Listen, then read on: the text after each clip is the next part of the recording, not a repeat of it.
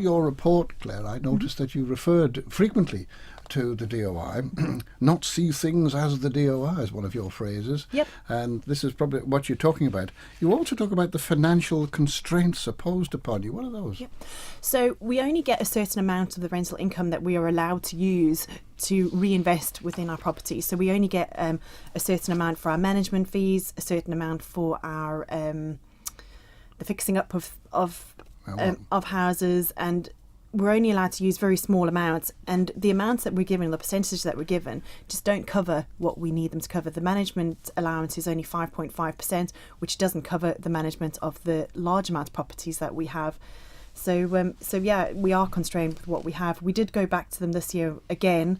We did change our approach to the DOI this year, because normally we would just say we want this percentage and we need this for our budget, whereas we said actually within the next 5 years this is what we would like to see, so that in 5 years we're at the point where it is funding itself and we haven't got a big call on the rates, on the Douglas Council rates and on the deficiency.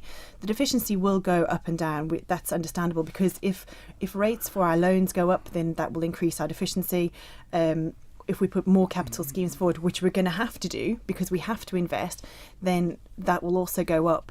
But we are very restricted in how much money we are allowed to use. Our maintenance budget is very small. You mentioned this percentage. I have a figure in my mind of just over 25% for the maintenance, I think.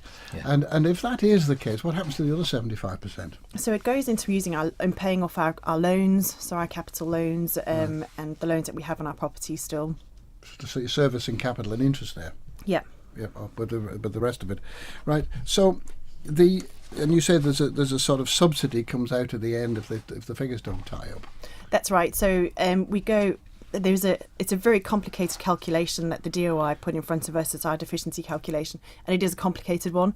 It's one that doesn't really work very well for us, and we have gone back to them on a number of occasions to say, look, this just doesn't work, and what you're hoping. So in simple terms, what is supposed to happen is you're given a budget, and when you get to the end of that budget and there's an excess of money that you need, the government are supposed to pay that out of the deficiency, but it just doesn't work that way. So we're allowed a certain amount of voids and various different allowances that we get. But if that, in simple terms, the government are then supposed to pay the overflow, but they don't. So if our management fees cost more than 5.5%, we have to go to the council and say, look, we need some extra money here. Our legal fees this year were hugely over budget, so we had to go cap in hand to our executive committee and say, look, our legal fees are now this much.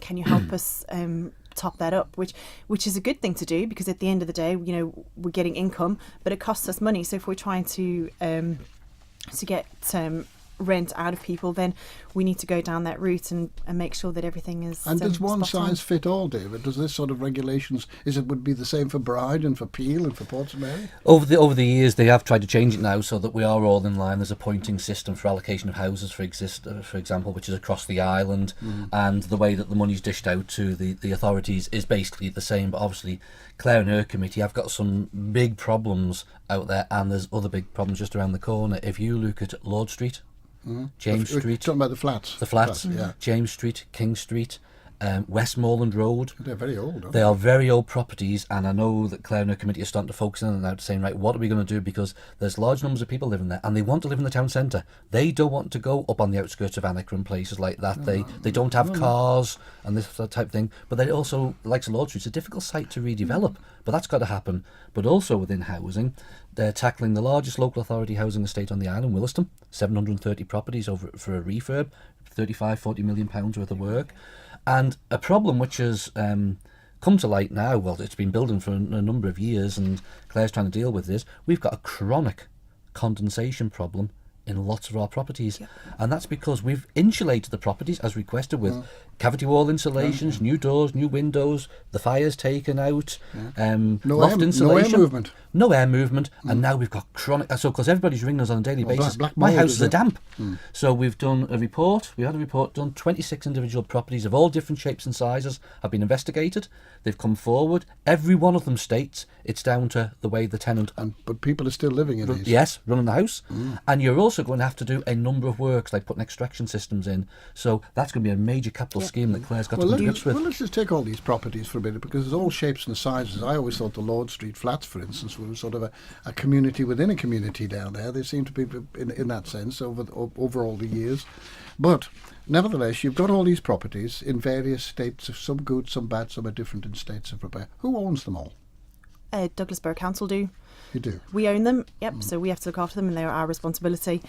And it's a big responsibility. You own them all, yet the government tells you can only have 25% of your revenue to repair them. Isn't it mental? Yes, that's totally true. Because we signed up to the deficiency payment agreement many years ago.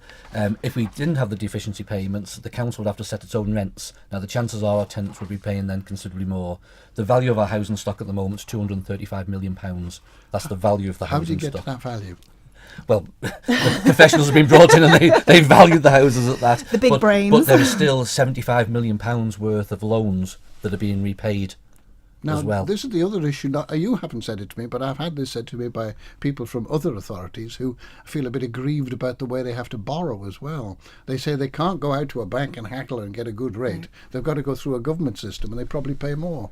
Yeah, this changed a number of years ago. It was with the Alaman Bank, and when that contract come to an end, it's now with HSBC for a shorter period. Right. So we are tied in. You'll recall many years ago, Roger, we used to issue bonds. Yes. And people used to feel they were investing in their town, and that was the money we used. We paid more in an interest rate, but people got more out of it. They knew their money was safe, and they felt they were helping the town. That came to an end a number of years ago. I think it's underwritten by the government, though, isn't it? The loans are, which is where the deficiency grant comes in. Yeah. So we have to go through them because they are our underwriters, basically.